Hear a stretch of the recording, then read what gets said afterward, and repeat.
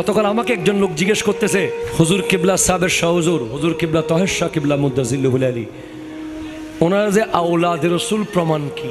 তা আমি বললাম, ভাই আমি যদি আপনাকে আওলাদ রসুলের প্রমাণ দিই, বই থেকে দেখাই, আপনি বলবেন যে বইটা মানুষে বানাইছে।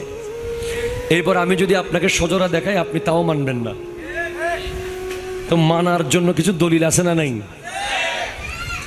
বাপের জন্য বেশি পরিশ্রম করে পোলা, বাপের সম্মান বাড়ানোর জন্য, ঠিক কিনা বলেন? বেশিরভাগ মসজিদে দেখবেন যে সলিমা খাতুন জামে মসজিদ বলে বানাইছে কে? অমুক। নামটা কার? তার মার। কথা বলা ঠিক কিনা বলেন? এতিমখানায় দেখবেন যে ইরফানুল হক এতিমখানা বলে কে বানাইলো এতিমখানা?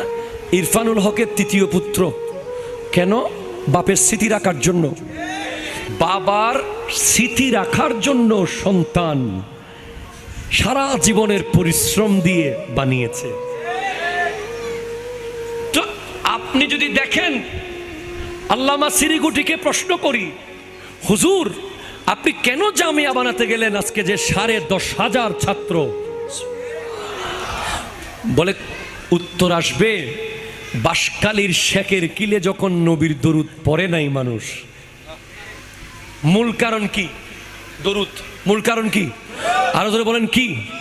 ওয়াসাল্লিমু তাসলিমা বলার পরে যখন মানুষের দরুদের আওয়াজ আসে নাই, তখন উনি চিন্তা করলেন, দাদা হুজুর, যে দরুদ শরীফকে প্রতিষ্ঠিত করতে হলে আমার একটা মাদ্রাসা বানাতে হবে।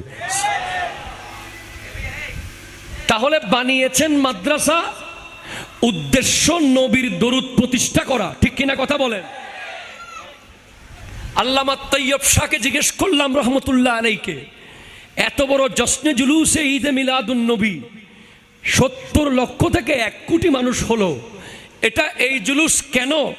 আপনার দাদার প্রচারের জন্য, আপনার বাবার প্রচারের জন্য, আপনার নিজের প্রচারের জন্য, আপনার পরিবারের কারো জন্য? না না না, এটা তো জশ্নে জুলুসে ঈদে মিলাদুন নবী, নবী নবী, ঠিক কিনা কথা জোরে বলেন?